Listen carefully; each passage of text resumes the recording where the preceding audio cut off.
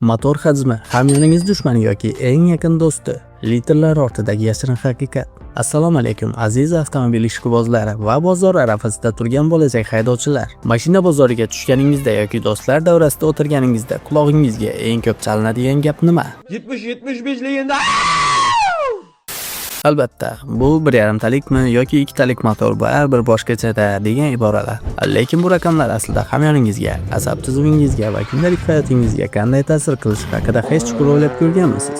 Mashina olish bu shunchaki tashqi ko'rinish yoki brend tanlash emas. Agar siz sotib olishdan oldin kapot ostida litrlarga to'g'ri baho bermasangiz, keyinchalik yoqilg'i quyish shoxobchalaridagi uzundan-uzun navbatda pulingizga, trassadagi quvvat yetishmovchiligida esa asabingizga kuyib yurishingiz hech gap emas. Bugun biz o'sha mashhur litrlar ortidagi sirlarni va nega aynan 1,5 litrli dvigatellar O'zbekiston yo'llarining haqiqiy qiroliga aylanganligini ilmiy va amaliy jihatdan tahlil qilamiz.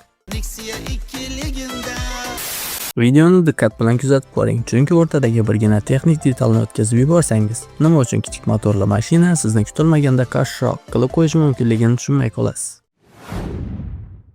Motor hajmi o'zi nima? Keling, asosiydan boshlaymiz. 1,5 litr yoki 2 litr deganda nimani tushunish kerak? Ko'pchilik bu raqam qancha katta bo'lsa, mashina shuncha tez yuradi deb xato o'ylaydi. Aslida esa bu raqam motor ichidagi porshinlar bir marta to'liq aylanganda o'zi bilan qancha havo va yoqilg'i aralashmasini yutishini yoki sig'dirishini anglatadi. Uni oddiyroq tushuntirsak, motor hajmi bu dvigatelning oshqozoni. Oshqozon qancha katta bo'lsa, u shuncha ko'p ovqat, ya'ni yoqilg'i talab qiladi. Lekin o'ziga ko'proq energiya berishi mumkin. Ammo unutmang, katta oshqozon har doim ham sog'lom va baquvvat organizm degani emas. Ushbu poydevorni tushunish sizga raqamlardan qo'rqishni to'xtatishga va ehtiyojlaringizga mos mashinani tanlashga yordam beradi. O'zbekiston ko'chalarining 3 musketyori: Cobalt, Gentra va Nexia. Nega bizning ko'chalarda aynan Cobalt, Nexia va Gentra kabi mashinalar shunchalik ko'p? Bu tasodif emas albatta, balki yillar davomida shakllangan ongsiz tanlov natijasidir. Katta bolla keldi. Audi или Mercedes. Cobalt.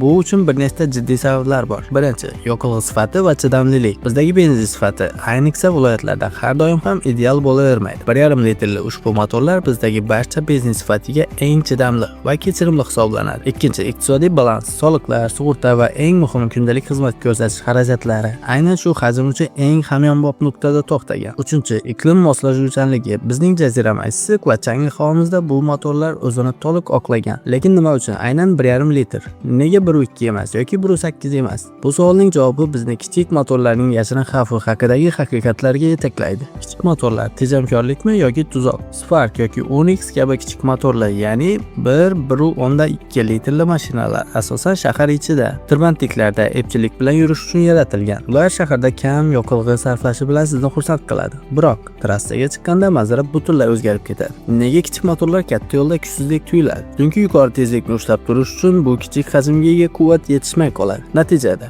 motor o'z imkoniyatini maksimal darajasida, ya'ni zo'r kuch bilan ishlashga majbur qiladi. Mana shu yerda haqiqiy tejamkorlik haqidagi afsona parchalanadi. Agar siz kichik motorni doim tez haydasangiz yoki unga og'ir yuk ortsangiz, u katta motordan ham ko'proq benzin yeb yuborishi mumkin. Bu turdagi motorlarni yomonlash emas, balki ularning asl vazifasini, faqat shahar ichidagi tejamkorlik ekanligini to'g'ri tushunish kerak. Oltin o'rtalik. Bizning bozor uchun oltin o'rtalik deb 1.5, 1.6 litrli motorlarni aytishimiz mumkin. Nega?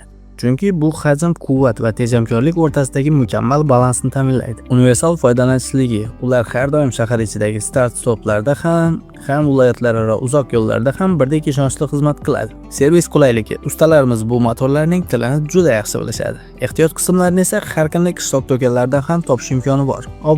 Obro' jihatdan bu motorlar o'zining uzoq umr ko'rishi, ya'ni o'lmasligi bilan haydovchilarimizning yuragidan chuqur joy olgan. Biroq bir qiziq holat bor. Ba'zan sizning 1.5 motoringiz qo'shningizning aynan shunday mashinasidan kuchsizroq tuyulishi mumkin. Buning siri faqat litrda emas, balki mashinaning vazni, uzatma qutisining, ya'ni korobkasining sozlamalari va ichki texnik detallarda yashiringan. Gigantlar dunyosi 2 litr va undan yuqorilar. Endi Malibu yoki Equinox kabi gigantlarga to'xtalsak, bu yerda biz 2 yoki 2.4 litrli motorlarni ko'ramiz. Hajm kattalashganda nimalar o'zgaradi? Mashina erkinroq nafas oladi, og'ir yuk bilan ham konditsioner yoqilgan holatda ham u yuqori tezlikka oson chiqadi va trassada o'zini ishonchli tutadi. Lekin unutmang, bu qulaylikning narxi bor. Ishtaha ham shunga yarasha bo'ladi. Ko'pchilik katta motor baribir yaxshi degan aqida bilan mashina oladi-yu, keyin uning yoqilg'i sarfi va qimmat ehtiyot qismlari oldida ojiz qoladi. Demak, katta motor bu hamma uchun ham to'g'ri tanlov emas.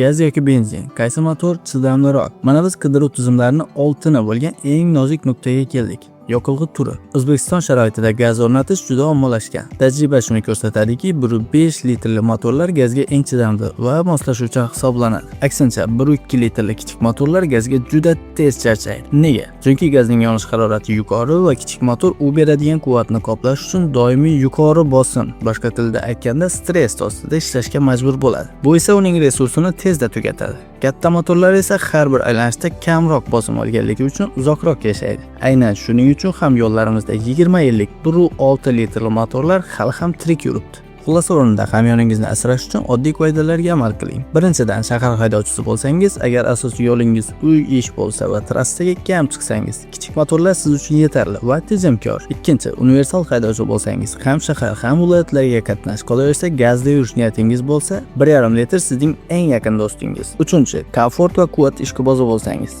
tezlik, og'ir mashina haybati va katta yo'llardagi erkinlik muhim bo'lsa, 2 litr yoki undan yuqori hajmni tanlang. Lekin xarajatga ham tayyor turing. Aziz do'stlar, sizning mashinangizda motor hajmi qancha? Bu hajm sizning ehtiyojlaringizni qondiryaptimi yoki keyingi safar boshqasini tanlagan bo'larmidingiz? Izohlarda o'z fikr va tajribangizni yozib qoldiring. Videoga like bosishni va kanalimizga obuna bo'lishni unutmang, chunki oldinda bizni yanada qiziqarli texnik tahlillar kutmoqda. Keyingi videolarda ko'rishguncha yo'lingiz bexatar bo'lsin. Multiradar.